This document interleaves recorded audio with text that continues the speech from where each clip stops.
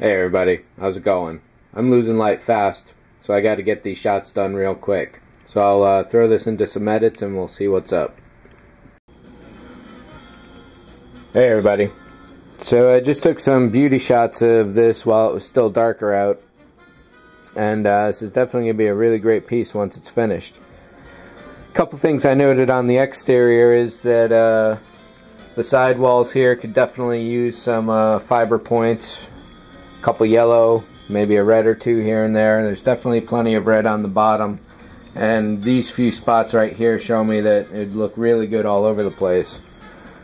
Not covered, not super dense or anything, but definitely a few pinpoints here and there will really spice it up. Another thing that I also noticed is that the back here really does need a pair of LEDs shining down. So I will be installing those. And the landing ramp here, which isn't exactly best situated right now, needs some fiber optic point spills coming down the sidewalls on the inside. And I may put some smaller ones there as well, like 0.5 versus 1 millimeter for the spot points. So let's pump this open, I guess, and take a look at the inside. Still a lot of work to do, but with everything I still have to do electronically on this, I'm really strongly considering booting it along. And waiting until the next time I get into this to really dig into the final touches that are needed here. So I started adding some greeblies, this fake roof here, and then this grill work here I found.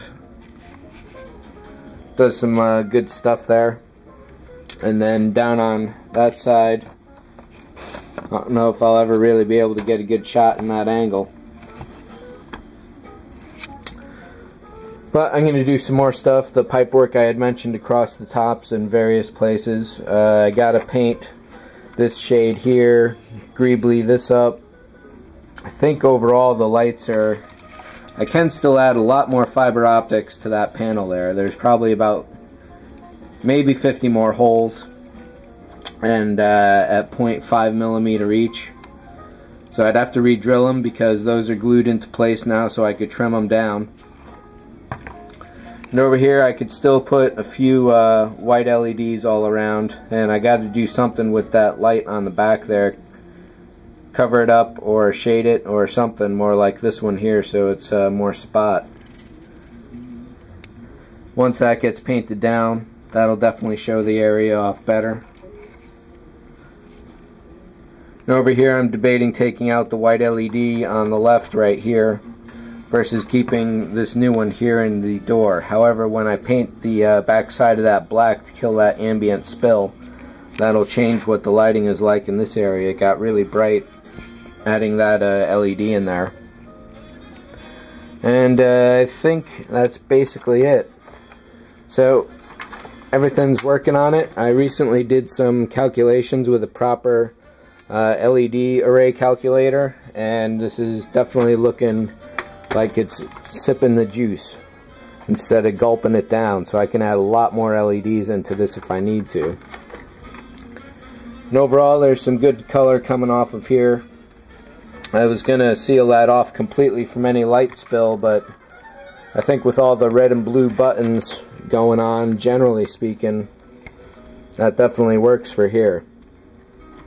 So I got to glue this top on, and next major hurdles in this are doing the cockpit, which is going to be a transfer from the film itself onto some clear vinyl, ideally, backed with some light sheet, and then the engines too. Otherwise, I think this is about it.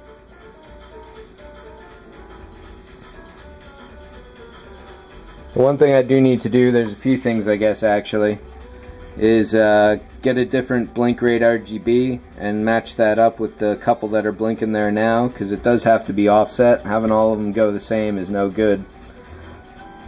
It works in different areas of the compartment, but not all at once and densely. Alright, so one of the last things I should mention before I sign off here is that if you recall from previous videos, or you know this model, underneath the floor here there's a rod sticking down which rests on the inside of the hull, and it's basically a set point, so you know the whole thing is in there and level. So my initial thoughts on attaching that to, or attaching the entire piece into the body, was to put a big blob of glue on the bottom of that and hold it as tight as I could for as long as I could and hope I got a good seal. And then run all glue along the seams, of course.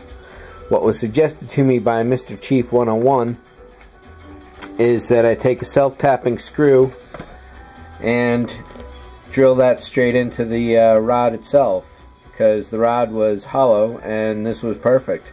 Got the right diameter screw. You can see I missed 3 times before I got it right. This initial hole is so far off because I had a Sharpie point on the inside of the hull, and I thought I might have used that as a marker for that very reason, but no.